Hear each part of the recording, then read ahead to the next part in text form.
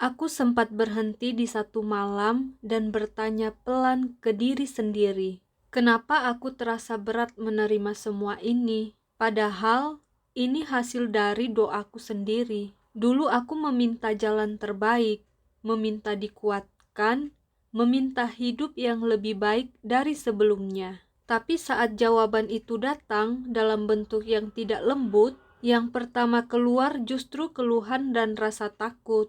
Dan mungkin memang begitulah manusia. Kita sering siap berdoa, tapi belum tentu siap menerima cara hidup mengabulkannya. Karena tidak semua jawaban doa datang sebagai kebahagiaan yang langsung menenangkan. Kadang ia hadir sebagai tanggung jawab baru, kehilangan, perpisahan, proses panjang, atau keadaan yang memaksa kita tumbuh lebih cepat dari yang kita inginkan. Menurutku, disitulah iman bekerja dengan cara yang paling jujur, bahwa percaya tidak selalu berarti tenang sepanjang waktu. Ada fase ketika hati tetap gemetar, meski kita tahu ini jalan yang pernah kita minta sendiri. Ada masa ketika kita harus belajar menerima bahwa jawaban terbaik belum tentu terasa nyaman. Di dalam hati muncul banyak pertanyaan yang diam tapi melelahkan. Apa aku salah meminta?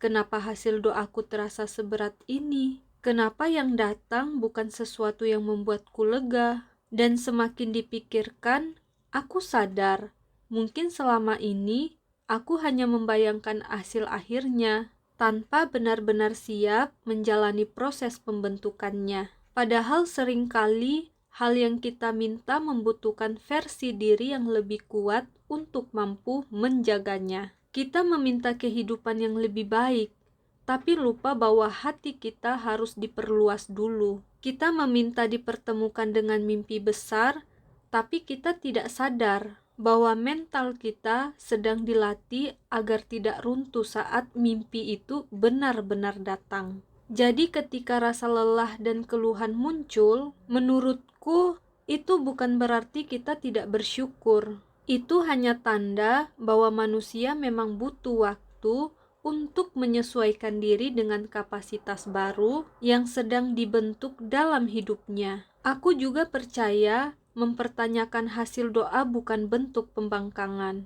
Kadang itu hanyalah bentuk kejujuran paling manusiawi.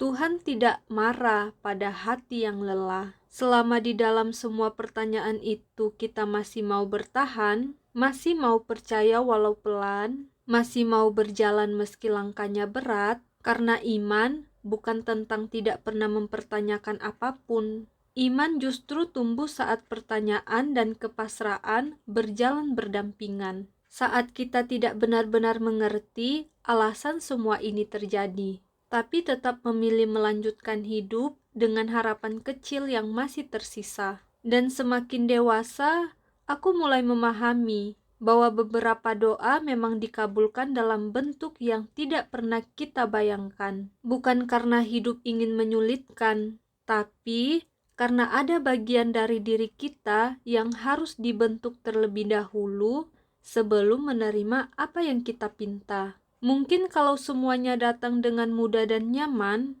kita tidak akan belajar sabar, tidak belajar rendah hati, tidak belajar memahami rasa takut, kehilangan, atau arti bertahan.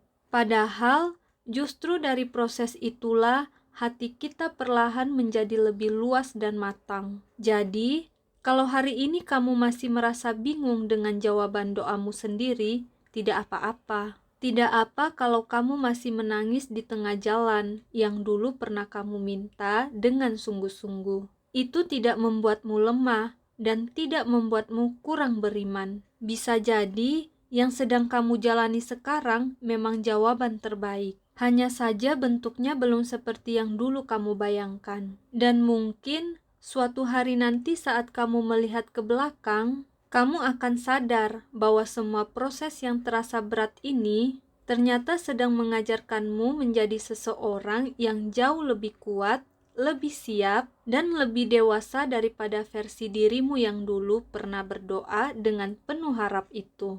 Kadang kita memang baru memahami maksud sebuah doa setelah berhasil melewati musim yang paling melelahkan. Saat masih menjalaninya, semua terasa seperti beban. Kita menangis, mengeluh, bahkan hampir menyerah karena merasa hidup terlalu berat.